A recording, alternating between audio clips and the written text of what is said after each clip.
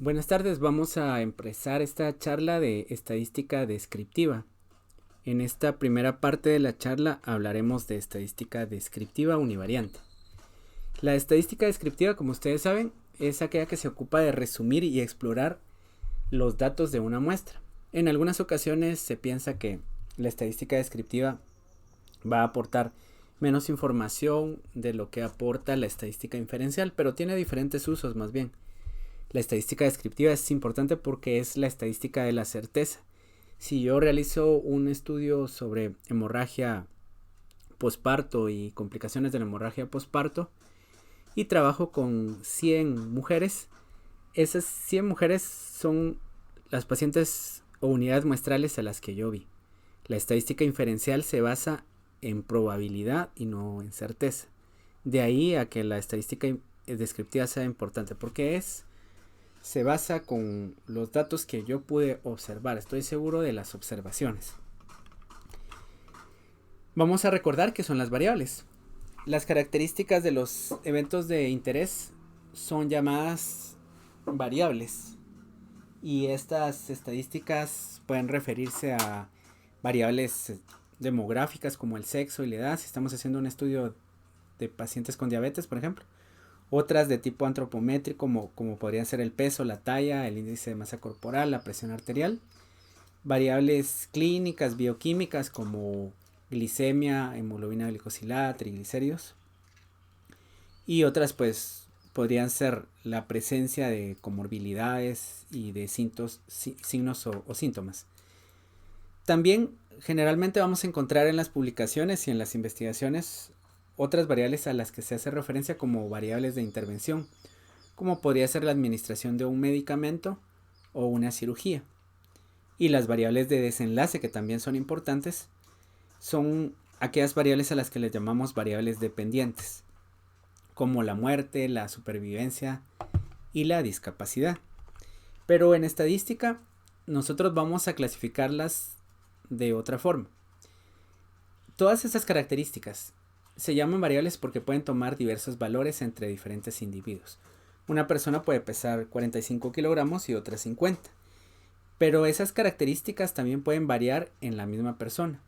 Una persona puede en algún momento pesar 45 kilos y puede en otro pesar 40 kilos.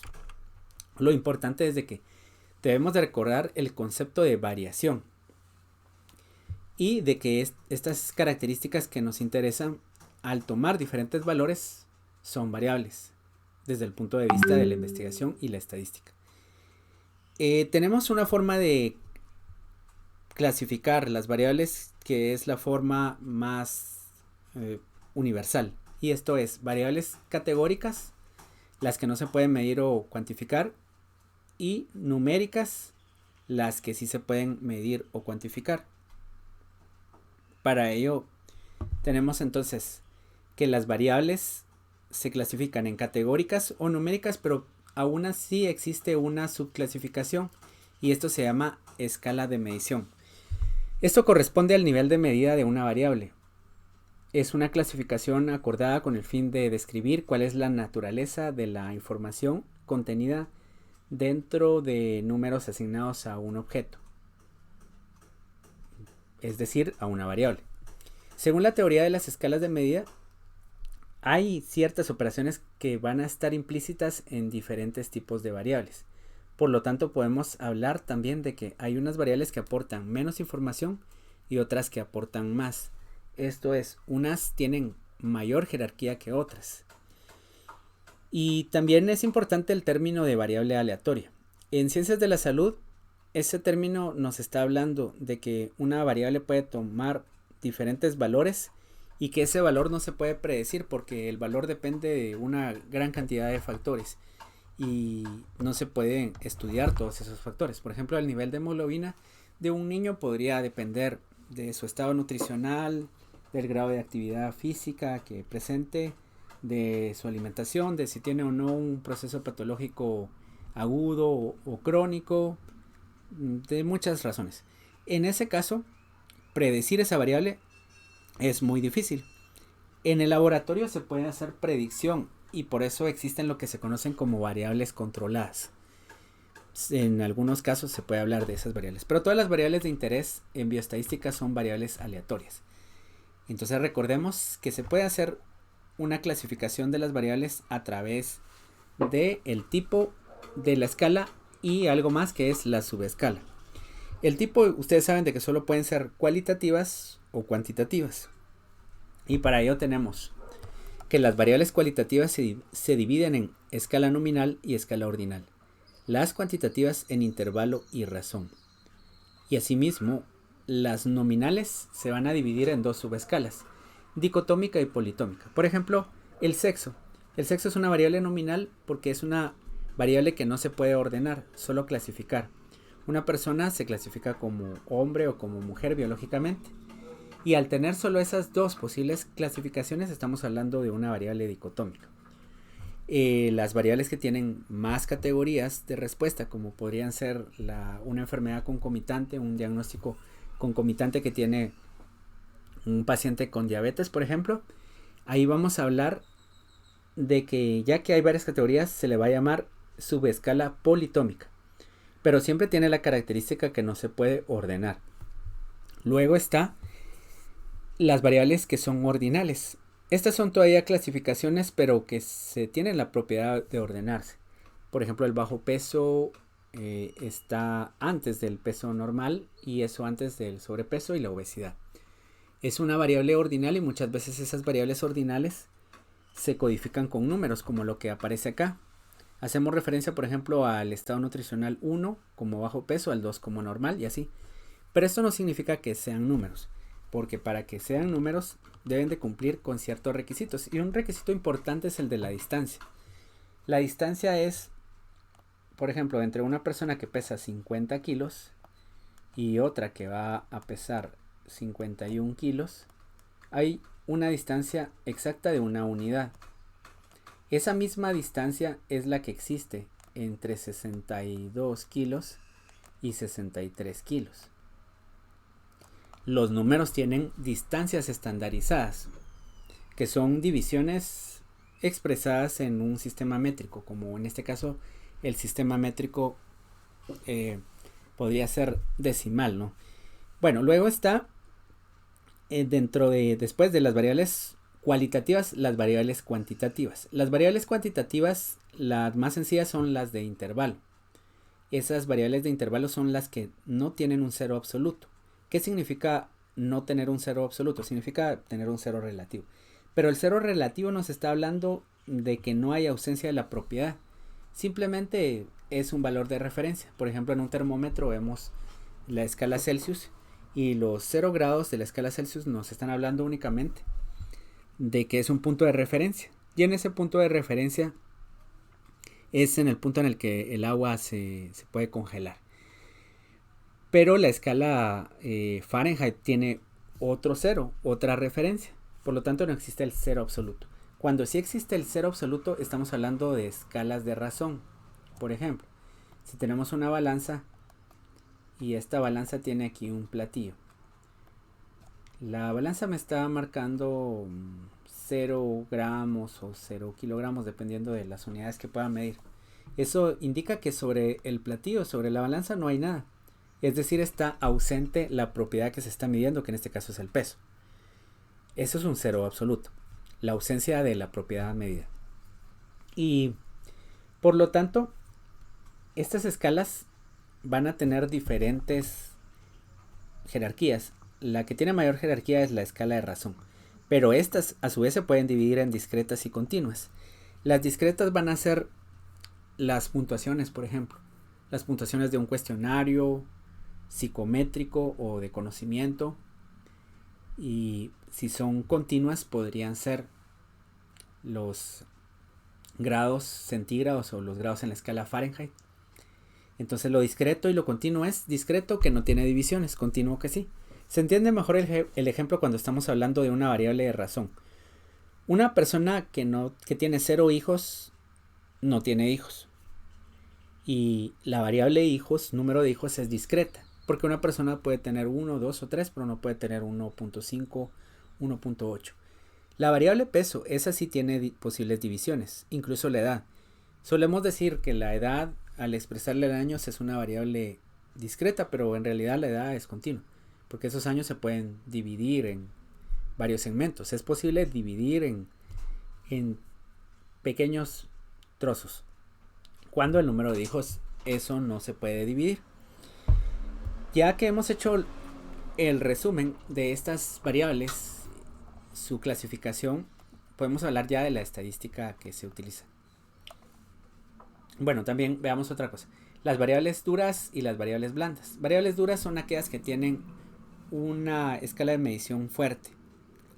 Se pueden obtener resultados similares, son procesos subjetivos, mientras que las variables blandas tienen un alto grado de subjetividad, como por ejemplo un instrumento que se utilice para evaluar el riesgo de depresión, ¿verdad? Esa es una escala blanda hasta cierto punto.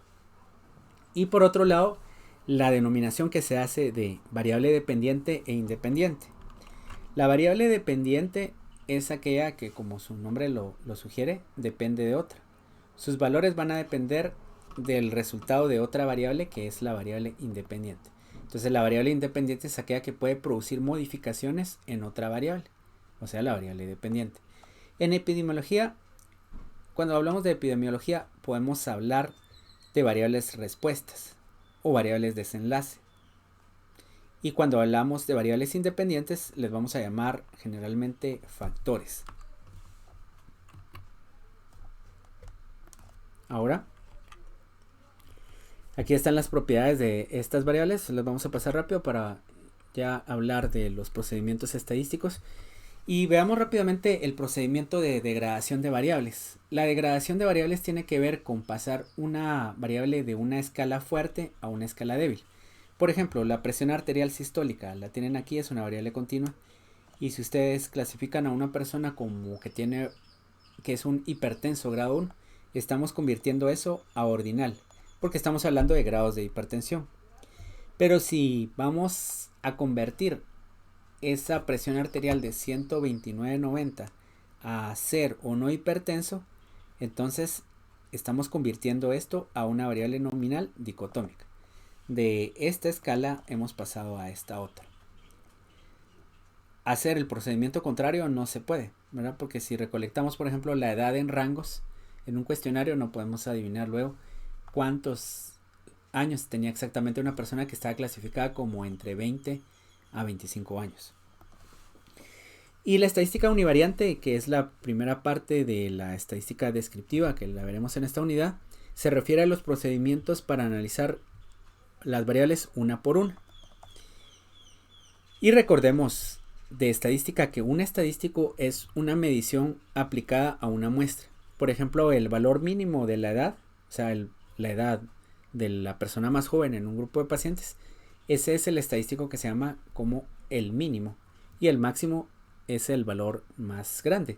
Esos dos son estadísticos, pero los estadísticos más usuales que se utilizan son la media, la mediana, las frecuencias, los porcentajes.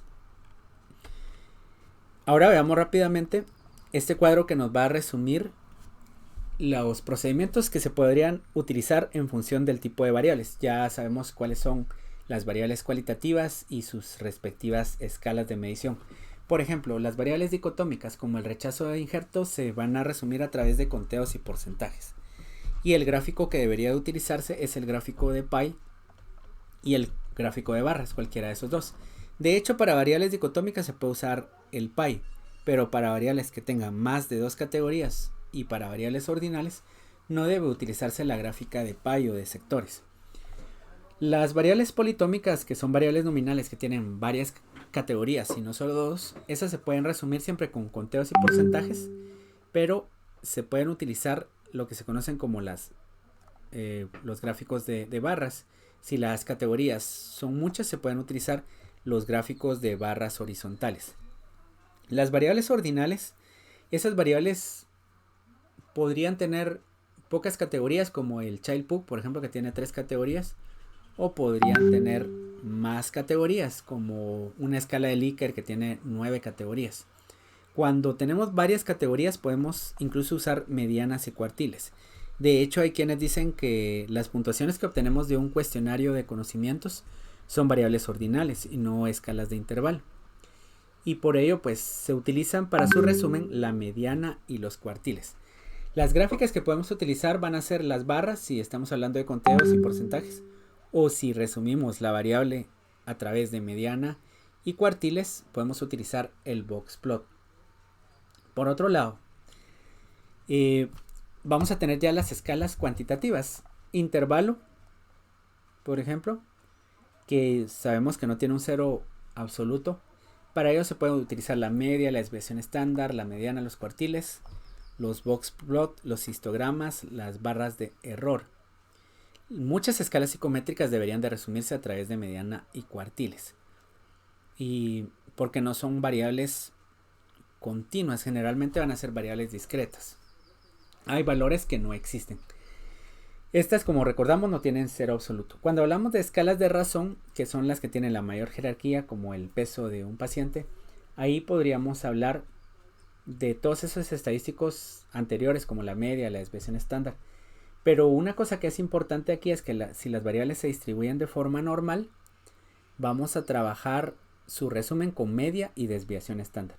Una variable como la edad se resume con media y desviación estándar, porque esa variable es normal. Una variable como el índice OMA-IR, que no tiene una distribución normal, se debería resumir a través de mediana y cuartiles. Y las variables discretas como el número de hospitalizaciones previas, el número de hijos, los antecedentes gineco-obstétricos, esos siempre deberían de resumirse con medianas y cuartiles y no con media y desviación estándar. Su representación va a ser en boxplot y en histogramas. En histogramas no tanto, más en boxplot. Y finalmente, si una variable es continua, como la creatinina sérica, podemos usar la media, la desviación estándar y vamos a tomar en cuenta siempre esa indicación de que si la variable tiene distribución normal, deberíamos de utilizar el resumen con media y desviación estándar, y si no, con mediana y cuartiles. Veremos más adelante ejemplos prácticos. Ya que hicimos el resumen, la variable sexo, ¿cómo se resume? A través, como es una variable nominal dicotómica, de conteos. Se cuentan cuántos hombres y cuántas mujeres hay en un conjunto de datos o un conjunto de pacientes y se calculan sus porcentajes. Por otro lado, la variable edad, que es numérica, para ella se utilizan medidas como el promedio, que es sumar todos los valores y dividirlos dentro del número de observaciones que se observaron. Y esa sería una medida de tendencia central. Existen diferentes estadísticos como la media, la mediana, la moda, y esos van a elegirse en función de la distribución de probabilidad de los datos. Entonces empecemos por ver algunas gráficas. Los gráficos aumentan las posibilidades de visualización de datos. Muchas veces son menos informativos que las tablas. Veamos estos ejemplos. Este es un gráfico dicotómico. Aquí se está representando la positividad de cultivos a carbapenemasas y estos otros cultivos, el 95% resultaron negativos. Nos interesaba simplemente representar gráficamente el que los cultivos fueran o no positivos a las carbapenemasas, pero en ese mismo gráfico se incluyó otra información, el fenotipo que estaba identificado para esas carbapenemasas. Entonces se hizo un gráfico anidado. Así se llaman gráficos anidados. Son gráficos que se pueden hacer incluso en Excel. Otra opción es utilizar estos para una variable dicotómica, un gráfico de barras. También en el cuadro nos dice que sí se puede realizar. Y para ello tenemos entonces el recuento aquí absoluto. 150 pacientes, lo que corresponde al 68.5%. Y el evento de interés, que aquí es la amputación supracondile, corresponde al 31.5%. Este es un grupo de pacientes que tenían pies diabéticos, de los cuales aproximadamente una tercera parte requirió de una amputación supracondile. Variables como estas que son politómicas, los diagnósticos concomitantes de presentación aguda o crónica de un grupo de pacientes están acá, la hipertensión arterial, diabetes mellitus, y como ven se están resumiendo las frecuencias de mayor a menor. de mayor a menor, y la categoría de otros, esa se pone por otro lado porque está compuesta por diversas frecuencias que fueron muy pequeñas. Se pueden hacer resúmenes a través de gráficos que están en un mismo panel y que nos hace un resumen rápido de las características de estos pacientes. Esto también se puede presentar en una tabla de resumen y que vamos a ver a continuación. Esto es para variables cualitativas o categóricas, pero cuando estamos hablando de variables cuantitativas, el histograma es el primer gráfico que deberíamos de realizar. Entonces veamos un ejemplo acá y empezamos a ver el ejemplo con el software estadístico. Con esto se va a hacer un laboratorio, entonces yo les dejaré unos videos de cómo deben de instalar este software que es de distribución libre y se llama Jamovi. Y pues este tiene la particularidad que corre tanto en Windows como en Mac y como les digo es gratuito. Tenemos por ejemplo la variable, voy a utilizar aquí algunas variables. La variable edad. Lo primero que debería hacer para explorar la variable es un histograma. Y aquí está el histograma. Más o menos vemos una distribución gaussiana, o sea, una distribución de campana. Yo puedo agregar además la densidad de la variable. Y ver aquí que sí, más o menos tiene una distribución normal. Tiene ciertas desviaciones de la normalidad. Pero si elijo otra variable, como podría ser el índice de masa corporal, para lo cual se va a hacer también su correspondiente histograma, veo que esta distribución ya no es tan normal. Tenemos que la frecuencia más alta hace que la gráfica sea puntiaguda. Y las gráficas puntiagudas no tienen distribución normal. Bueno, entonces esto tiene además cierto sesgo. Está más o menos sesgado. Pero el sesgo lo podemos entender mejor con la variable OMA-R, que nos da una referencia de la resistencia a la insulina de estos pacientes. Como pueden ver, este histograma nos está hablando de una variable que definitivamente no tiene distribución normal. Y la función de densidad que está acá no se parece tampoco para nada al de una distribución normal. Como les comenté, las variables que tienen distribución normal o una distribución similar a la normal deben de resumirse a través de la media y la desviación estándar. Para este caso tenemos que la media de la edad es 46.4 años, su desviación estándar de 13.9 años. La desviación estándar es una medida de dispersión que está en las mismas unidades que la media.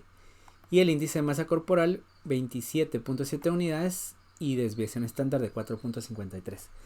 Esta variable no se debe resumir de esta manera, sino que a través de la mediana y los cuartiles. Y aquí tenemos entonces los cuartiles. Y esto me dice, la mediana es de 1.59, el cuartil 25, el percentil 25 o cuartil 1 es de 1.6 y el cuartil 3 o percentil 75 es de 2.98. Esos van a ser los estadísticos de resumen. Regresando a la presentación, vemos ya la utilidad del histograma. Y otro gráfico que se parece bastante es el gráfico de densidad, que también ya lo vimos. Aquí estamos viendo cuánto no se parece la distribución de esta variable a una campana de Gauss. Si la dibujamos aquí más o menos, una campana de Gauss, pues no sé, será como algo así. Esta me salió bastante asimétrica. Lo importante es de que vemos que hay ciertas desviaciones de la normalidad, pero existe también otro gráfico para ver qué tanto se desvía de la normalidad una variable. Y eso se conoce como el gráfico QQ. Y el gráfico QQ nos sirve de la siguiente manera. Tenemos una línea de referencia. Es como que una campana de Gauss a través de una función matemática se hubiera convertido en una línea diagonal. Y los puntos que vemos aquí son las observaciones de esta investigación. Si los puntos no están sobre la línea, estamos hablando que la distribución no es normal. Aquí vemos serias desviaciones de la normalidad para esta variable. Esta gráfica se debería usar cuando la muestra es grande.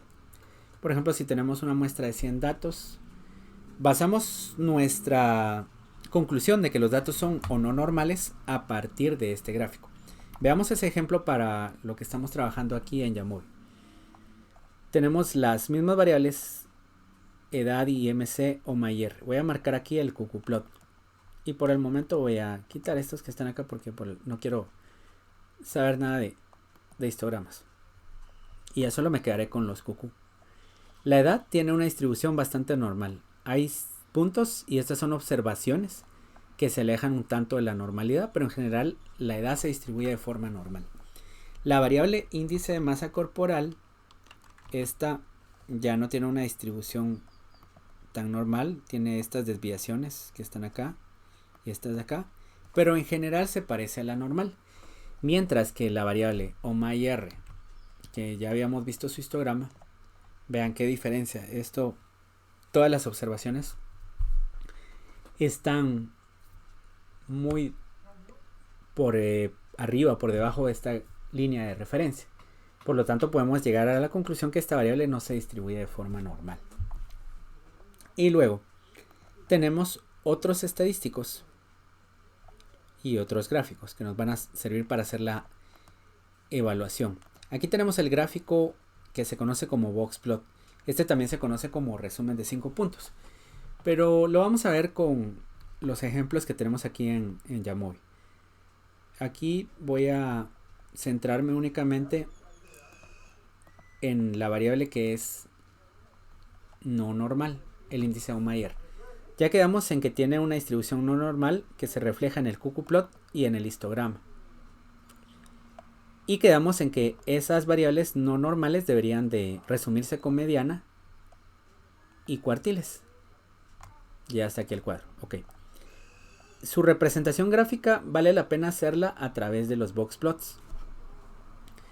Y los boxplots aquí van a aparecer.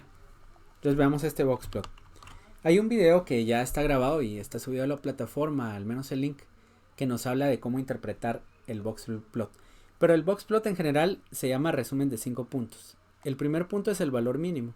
Aquí tenemos un valor de quizá de 1. Aquí tenemos, o es de 0. O algo, no sé, 0.2, 0.3. Ese es el valor más pequeño. Este es el segundo punto o el quinto punto, que es el valor máximo. El valor máximo es más o menos 4.9, pensemos, o 4.8. Es un valor que ya está hablando de resistencia a la insulina. El otro valor es la mediana. La mediana tal vez tenga 2.5. Y por otro lado está también el cuartil 3 y el cuartil 1.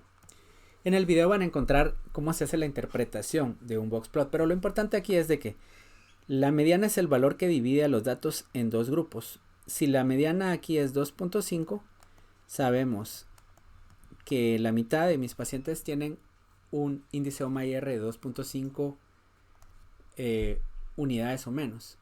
Y la otra mitad o la mitad restante tiene mediciones de OMA-R de 2.5 unidades o más. Y estos son los que se conocen como valores atípicos. Valores que están muy alejados del resto de valores. Estos son los datos más usuales y estos son atípicos. Bien, esta es la gráfica que se utiliza para las variables que no tienen distribución normal. Luego vemos que existen también las tablas de resumen y estas las han visto mucho en los artículos de revista. En un espacio limitado ustedes pueden hablar de las características de un grupo de pacientes. Aquí se hizo un resumen de las características de un grupo de pacientes que tienen enfermedad renal crónica y pues reciben como terapia de reemplazo renal hemodiálisis.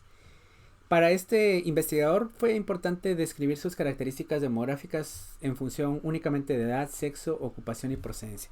Entonces podemos ver rápidamente para estas personas que lo más frecuente es que tengan edades entre 46 a 75 años. Aquí están las frecuencias. Que sean de sexo masculino, con ocupaciones como ama de casa, comerciante o simplemente no tienen empleo. Y la procedencia, la mayoría vienen con mayor frecuencia de la capital y del municipio de Misco. Aquí entonces ya vimos que se pueden hacer el resumen de esas características de los pacientes en poco espacio. Entonces veamos que la media y la mediana son dos medidas de tendencia central. La media se deja influenciar bastante por valores atípicos, valores extremos. La mediana no. Y esto lo podemos ver a través de los ejemplos con los que hemos trabajado en Jamovi. Veamos la estadística descriptiva. Aquí tengo yo los datos de OMA y R. Esta variable vamos a encontrar entonces valores tan altos como 11.90 y otros tan pequeños como 0.23, como pueden visualizar acá. Este valor que está acá, que no se parece en nada al resto de valores, como pueden ver, es un valor extremo que va a hacer que el valor de la mediana se corra hacia la derecha y por lo tanto de la media, perdón. La media se influencia por los valores extremos, como podemos ver ahora. La media es 2.49. Bueno, no tenemos ninguna referencia para decir de que se vio que su valor aumentó a través por ese valor extremo que teníamos. La forma en la que podemos encontrar que sí hubo ese cambio es a través de la comparación con la mediana. Entonces vean aquí. La mediana tiene un valor de 1.59. La mediana, su valor no se ve influenciada por valores extremos. La media sí. Por eso es que difieren tanto estos dos valores. 2.49 y 1.59. Esto lo podemos ver también gráficamente acá. Además de ese valor de 11.9, había un valor de 25. Casi 25 que tenemos por acá. Entonces, personas que tienen pues resistencia a la insulina, definitivamente. Para este caso, la mediana aparece por acá y la media va a estar más o menos por acá.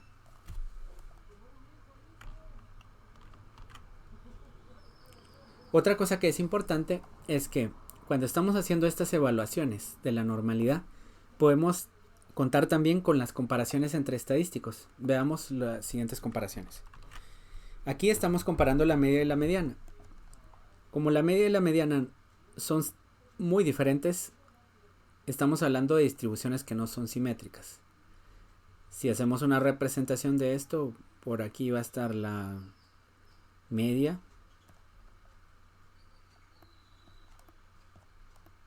y la mediana va a estar ubicada por acá.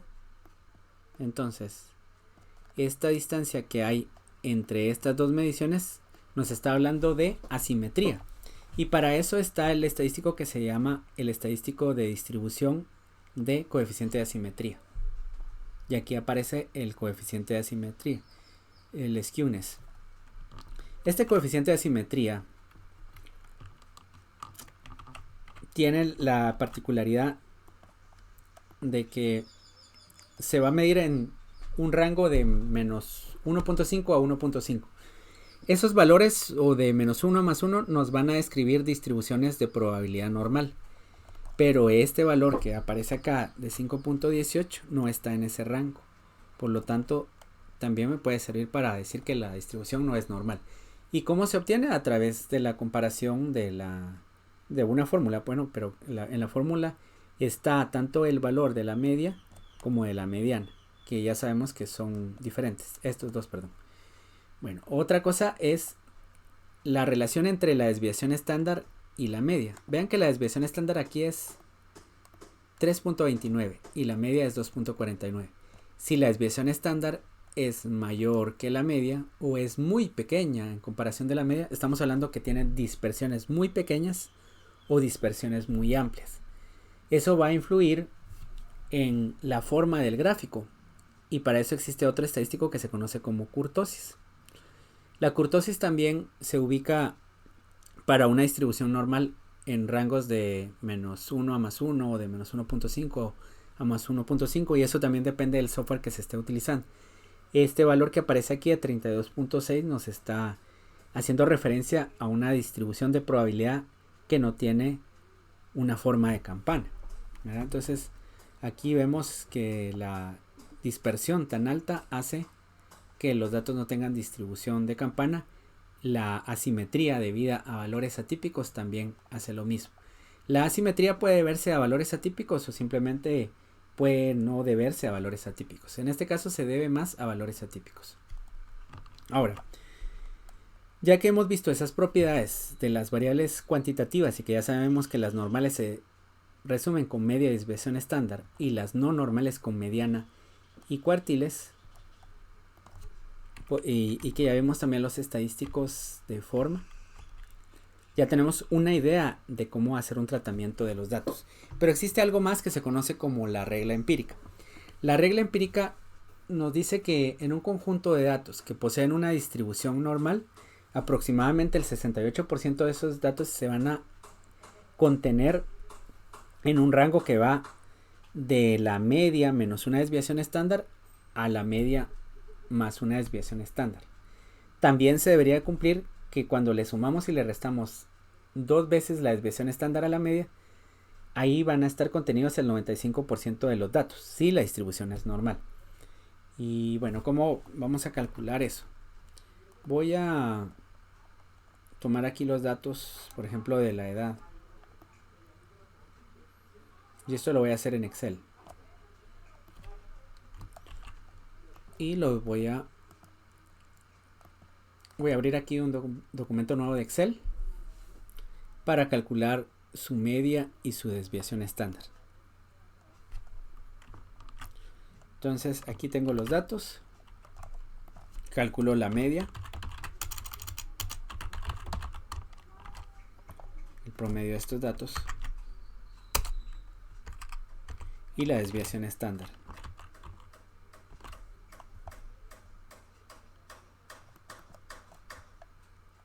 De estos mismos datos. Y ya que están acá, pues ya los tengo. Ahora voy a ordenar estos datos.